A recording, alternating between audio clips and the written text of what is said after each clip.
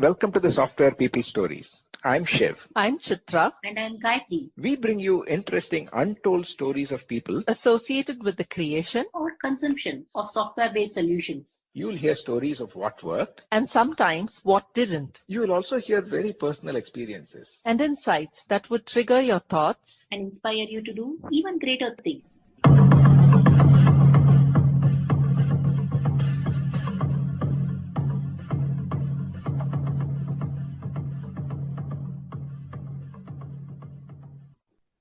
In this episode, I continue the conversation with Baktha Muralidharan, AVP of Unified Communications at Sompo International. In the first part, he shared a brief history of some of the computer networking technologies based on his experience, working on some of the emerging standards at that time, exploring roles in sales and marketing support, preferring to work with customers and solve their problems using appropriate technologies. And then I asked him about how comfortable it was to be working with customers and supporting them coming from an engineering or developer mindset. Murali answers that question and continues to share how understanding the customer's temperament beyond technology glasses is very important, and being comfortable with not developing cutting-edge technology, but applying it. And also talks again about the experience of being part of a sales team and the importance of considering the cost of solutions, not just for technology's sake.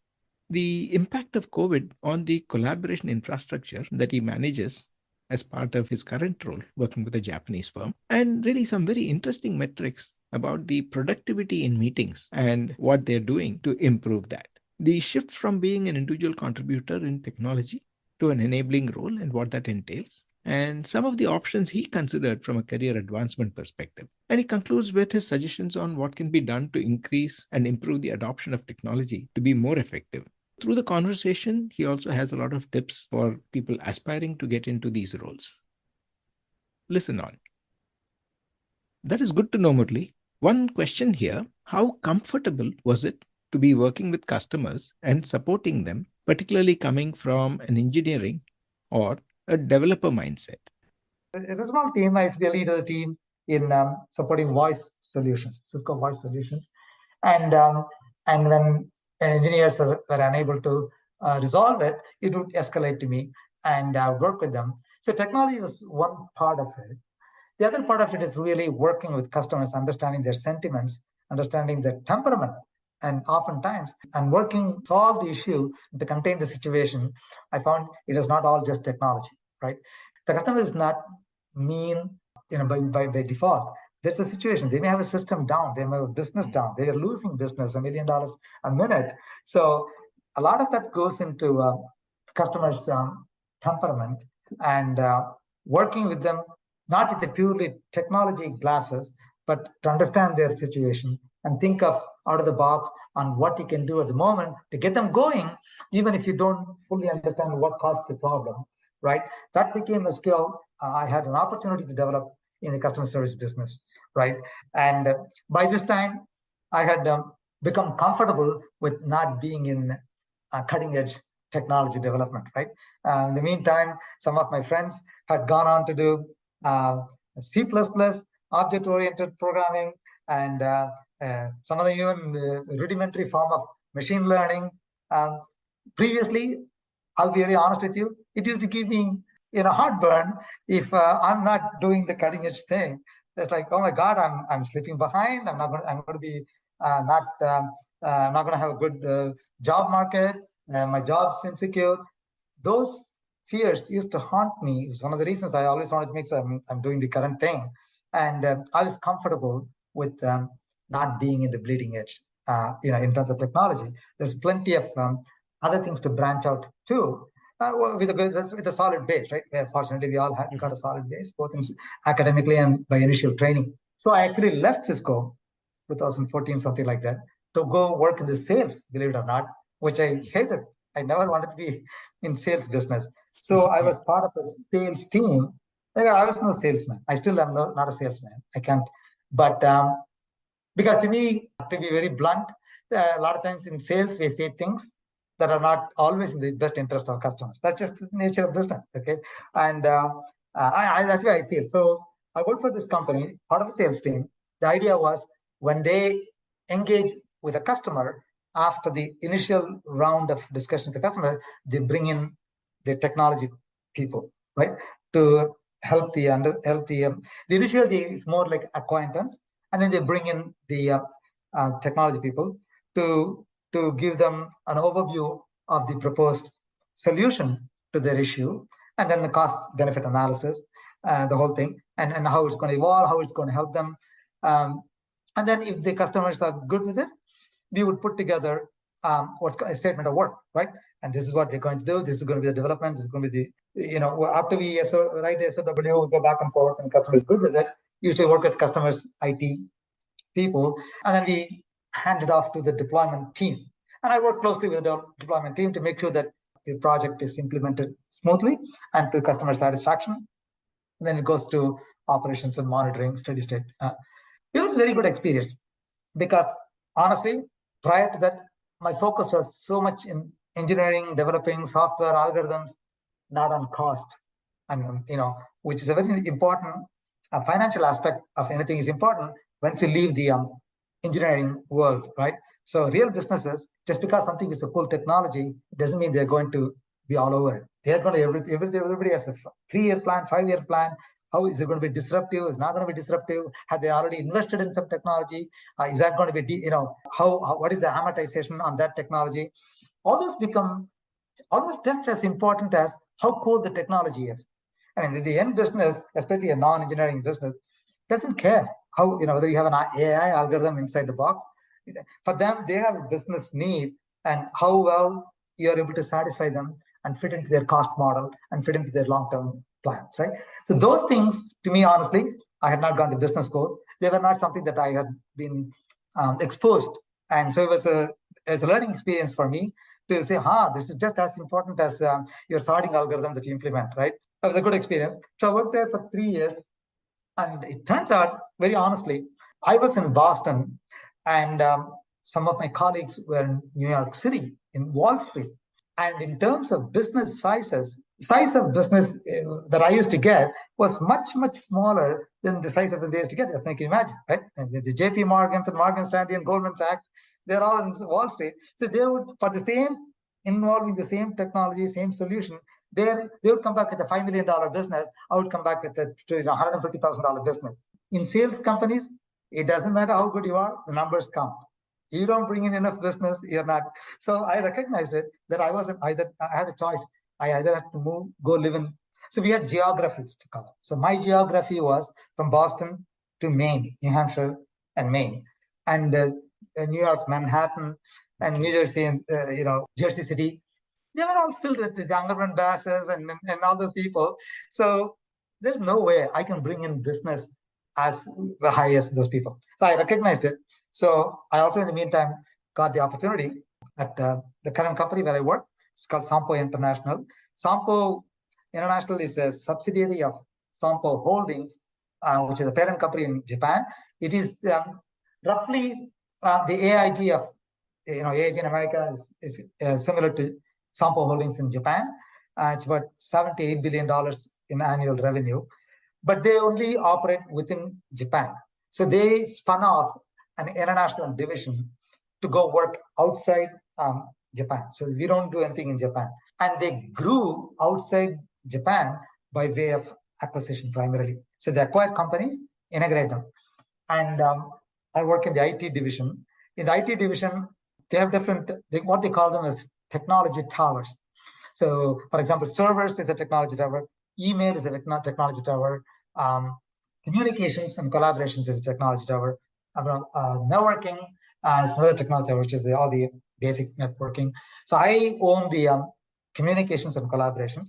The idea is to implement technology that will optimize and maximize collaboration amongst the employees of Sompo, across all the business units. So naturally, video conferencing is big. Telephony, fax, believe it or not, 2022, still do quite a bit of faxing. And even other things, right? They do what's called postage stamp machine, credit card machines. They all use telephone lines to communicate and chat like Slack and meetings. So they are a Cisco shop primarily. They started out as a Cisco shop. For Office, of course, they use Microsoft Office Suite. But for networking and telephony, they started with the Cisco. And so we are continuing with Cisco's evolution of collaboration technologies. And so I have a team of people where we basically three things, Shiv. So we day-to-day operations. So we it's a 24/7, and not because we also have an international footprint. We are in the US, Europe, and Japan. What it means is 24 hours a day, everything has to be working. And so meetings, messaging, and collaboration. That's sort of the theme or central tenets of a collaboration environment, right? So you want the best messaging system and meeting, video conferencing, part of that. And of course, calling, telephony, right, in various ways, right? Soft phone, hard phone, stuff like that. So we focus on operational, tactical, and strategic for 3-year, 5-year planning, how we are going to evolve, right? So when I started out, they were using some really rudimentary telephone, a lot of even analog phones, believe it or not, and some rudimentary. Cisco had a product called Meeting Place. It was like setting up a conference bridge. In those days, everybody dials into that number and put in a conference. We evolved from there to Cisco's brand of collaboration is called WebEx. It's much like Microsoft Teams. It's a rival, in fact. So we rolled out WebEx technologies, and WebEx also has a messaging component to it, and it's integrated with the Microsoft Office Suite very tightly. Collaboration is a very generic term, right? Even working with somebody in human terms is a collaboration, but it became particularly relevant and important because we pretty much a little bit after I joined, a few months after I joined, COVID hit. And COVID only made collaboration so much more critical because everybody worked from home. And the initial months of COVID, collaboration and working together took a big hit for obvious reasons. And the indicators, the key metrics, KPIs that the business people measured was a substantial drop. So that was something where they really mounted a pretty serious campaign to try to bolster the campaign. So we made some investments to try to build that up to the point now that across the industry, not just in our company, people are finding that working from home is not too far off in than working in person in the office, right? There are still sure enough roles which require the face-to-face interaction, the body language sensing, but with the exception of few, a significant amount of work gets done, and we monitor using various metrics, including, believe it or not, how long does it take after you join, after the meeting starts, does the real subject of the meeting conversation starts? How many minutes do you spend in checking, can you hear me? Or can you see me? People joining. People do study, and apparently in a 30-minute meeting, 10 minutes are spent. So really, the 10th minute is when you really start talking about why you are reason for the meeting. So that's a 30% loss of time, right? And now imagine the number of meetings we have. We have like a million minutes a day of meeting. So you can imagine, there's a million minutes a day, that's 300,000 minutes are wasted. If you met face-to-face, that wouldn't be the case. You sit down, maybe you spend a minute or two, then you're, maybe do some small talk and you'll get to business. So that was the metric we measured. And of course, it's a continual process, and we made significant, steps. So very interesting, Shiv. So on a day-to-day basis, of course, I don't write software anymore, but my team here and there do a little bit of programming, a little bit of software, and very little hardware. We don't develop software. We are an IT company that adopts and consumes technology solutions from other vendors for the purpose of, for business purpose, right? But being, on a daily basis, so far away from programming and other hardware work, I find the days so challenging that, I'm happy to have got this opportunity. And this is something that I want to share with my youngsters also. You don't need to be always doing cutting edge work, engineering work. There's plenty of challenges and cerebral work outside of the technology. Technology is a great background. That's what gets us into the job market. That's what gets you, hired for what you know and what you can do. But after some years of that understanding, that serves as a foundation for you to broaden your perspective beyond pure engineering and technology to other aspects of business.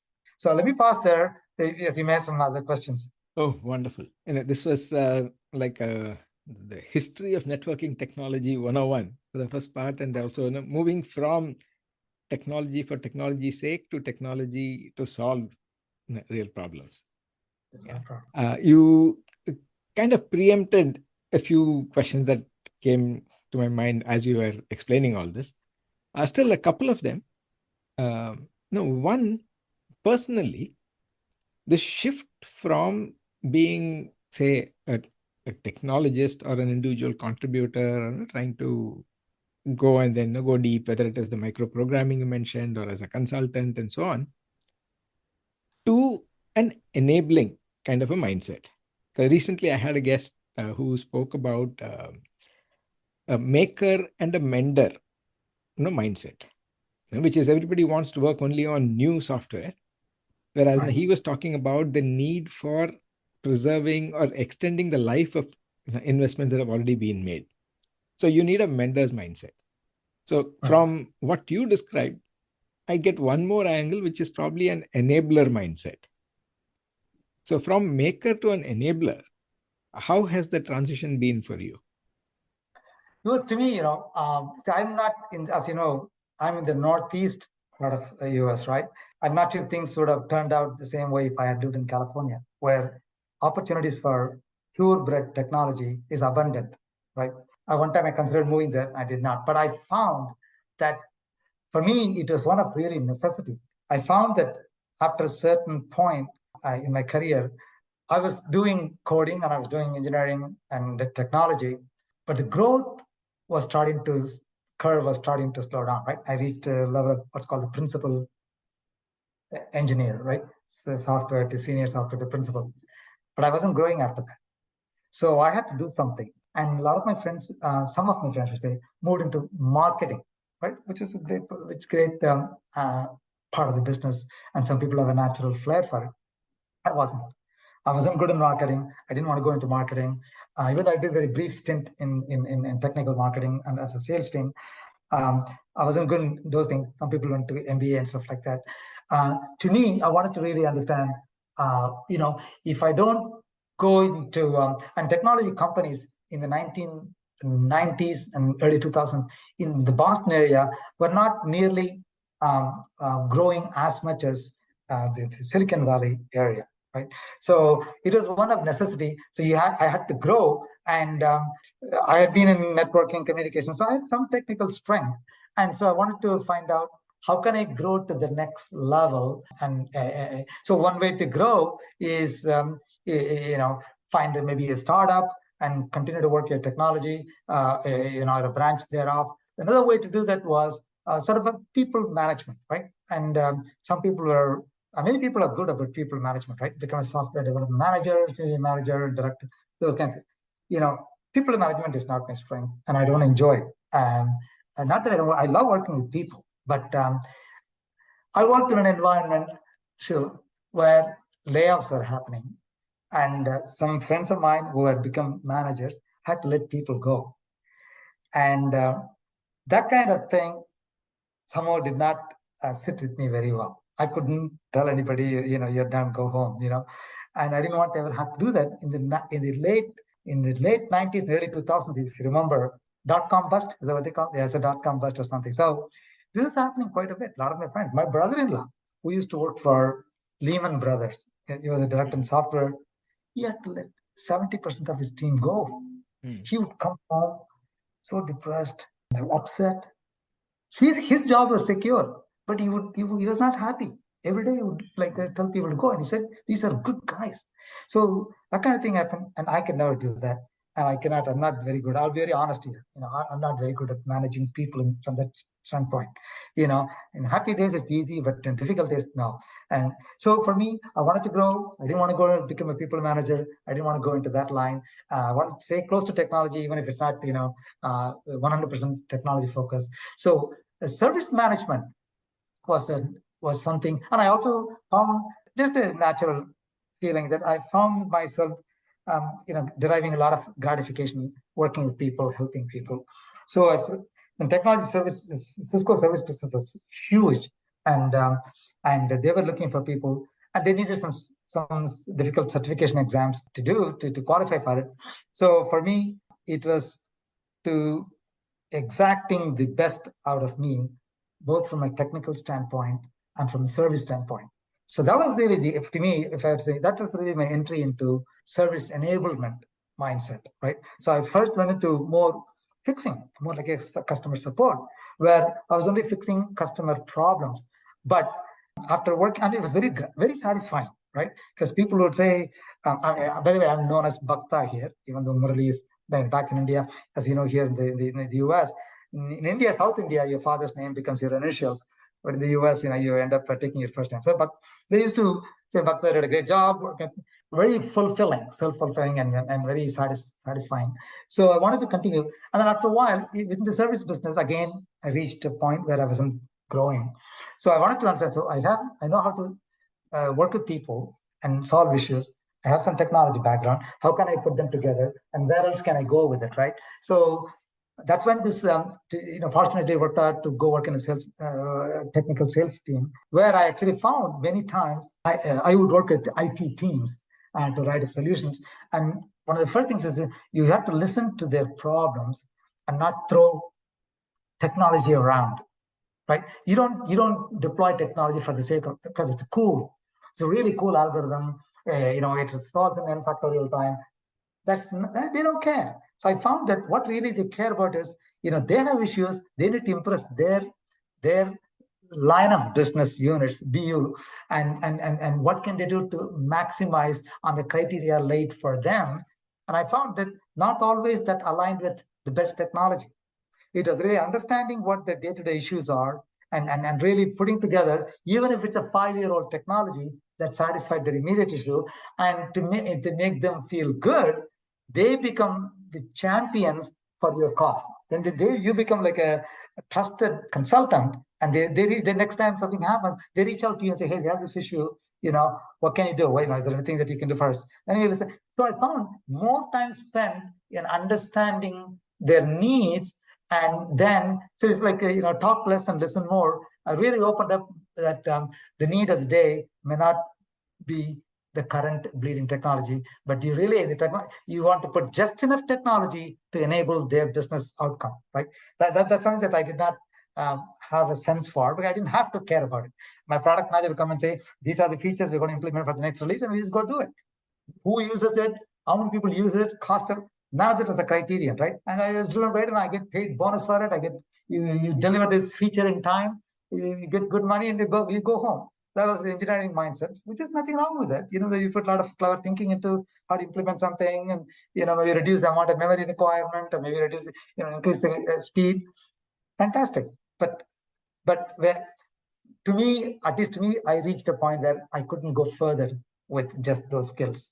And so I had a way to go the people management way.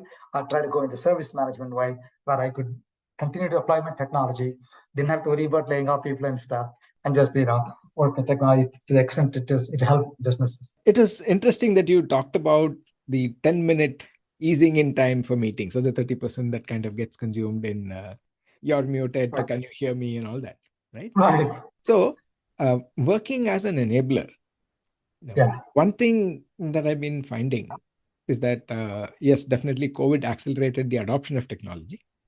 And even in my work, I need to work with a lot of teams and people across different organizations, different domains and all that. Right. Where suddenly, when you need to connect remotely, there are two things that seem to be a challenge for many people. One is, of course, understanding the technology. Today, it is not homogeneous. Yes, within an organization, yes. But if you have to move from one to the other, different vendors, different technology, suddenly you don't know how to share. You keep fumbling for where is the share button, etc. But the related aspect is also the cultural aspect of making sure that everybody is included, or you are clear. Because sometimes you use hand gestures and all that, but half the people may not be on video, or bandwidth issues and so on. As an enabler, when you are deploying technology, I like that you need to deploy technology for the sake of solving a business need rather than technology for technology's sake. What are some things that you would suggest that one can do to improve the adoption of technology from both the technology training, etc., as well as the cultural aspects? This is the $1,000,000 question, Shiv. Something that we continue to deal with it, continue to be challenged by it, continue to face, because it's happening in our organization, as we speak, and probably around the world. Sometimes to the point of being even frustrating because we are unable to move. Sometimes it is even to the point of the vendor of technology is about to discontinue or evolve to a newer generation of technology. But I have 10,000 employees who are unwilling to make that shift forward. I work closely with a team called service management team within the company. So we do many things to try to contend with this issue of adoption, right? So for adoption, it's again a bit of a feedback control system. You need to take an action to try to demonstrate and illustrate the technology. You need to find ways to envelope it with something simpler so that it's and then you can remove the envelope later on if you like. And then you need to have metrics to monitor the adoption, right? So the third is the easiest, right? You can always, there are various ways to, we monitor meeting quality assessment, and there are various metrics, right? All the way from audio, and as you said, join time. And the vendor provides some hooks. We implement some layered hooks on top of it to try to assess, right? As little as we have integrated Microsoft Office with a meeting Webex system, and collaboration, of course, involves documents, updating documents, and maybe they're sitting in SharePoint, right? How well the SharePoint is linked to the meeting, so that you don't have multiple copies floating around. There is co-editing of documents. So we are able to monitor all that. So monitoring is a little bit a technology challenge which we are able to solve. The human aspect of the challenge is getting people to adopt, right? That's what we do is we do a lot of lunch and learns. So that one of the things that when I hire people in my team, in addition to being a good technologist, I do have a couple of people who don't like to do that. They said that during interview, and I'm fine. But a lot of people, I make sure they should either be able to write knowledge-based articles or put together short 1-2 minute videos on how to use even a small feature, not the whole product, as and when we roll out a feature. So at any point in time, much like a virtual computing, so you only use a piece of the overall power that your computer has, right? So the meeting solution we deploy has so many features waiting in pipeline to be rolled out. But before we roll it out, we have the team play with it and get a sense for where some level of video documentation and lunch and learns are needed to explain. Work with the business unit member. We usually get champions from each business unit or our liaisons. So work with them on their day-to-day challenges and try to apply that to the feature and try to demonstrate how the feature can help them with it, and put together a video and work with them. So we usually recruit, so to speak, kind of like an ambassador from every business unit. You have different businesses and work. So one of the things that I ask to people join the team is you need to be able to work with these ambassadors from product business units, get a sense for their main issue and how this feature can help them. And you two need to work together to develop a quick 1-2 minute, shouldn't be long, 2-minute video. And we compile a library of those videos. And then before we roll out, we prepare a communications plan in which we point to these things, right? So they say, look, this is how you do. And if you're, for example, if you're from reinsurance business unit, then this clip shows you, how to use this feature to do something quicker, right? To form a space. So these things become the gate for releasing a feature.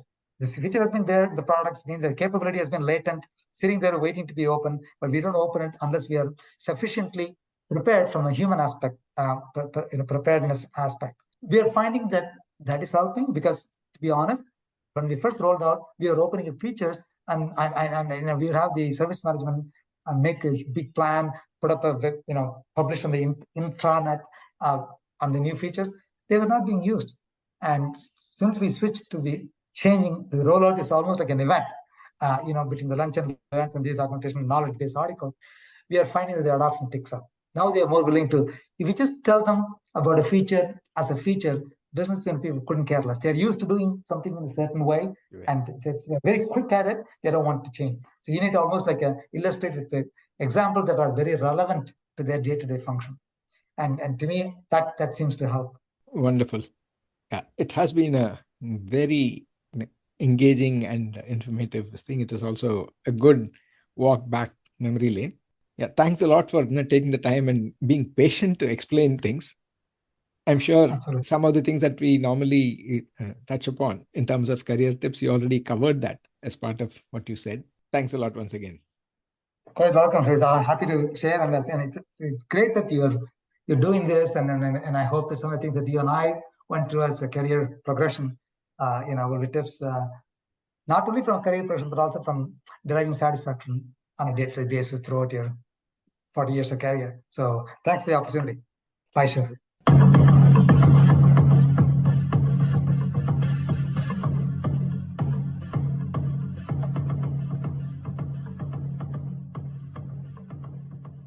We thank Siddharth for the music and Anita for promoting the Software People Stories. If you like this episode, please subscribe on your favorite podcast client and spread the word in your network.